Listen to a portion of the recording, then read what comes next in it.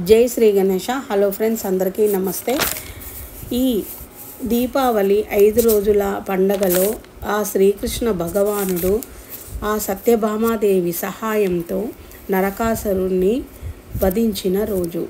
ఆ ఆశ్వయుజ మాసం కృష్ణపక్ష చతుర్దశి కాబట్టి ఈ తిథిని నరక చతుర్దశి అంటారు.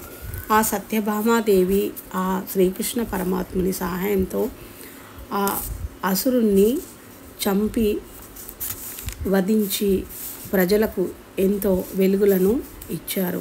అలాగే ఆ నరకాసురుని కంటే ఎంతో ప్రమాదకరమైనటువంటి మనలోని కామక్రోధ లోభ మోహ మద మత్సరములను వధించి మన జీవితంలో ఈ చీకట్లను తొలగించుకొని వెలుగులను నింపుకొని ఆ భగవంతుని ఆశీర్వాదంతో ఎప్పుడు సంతోషంగా ఆనందంగా మీరు మీ ఫ్యామిలీ ఉండాలని కోరుకుంటున్నాను.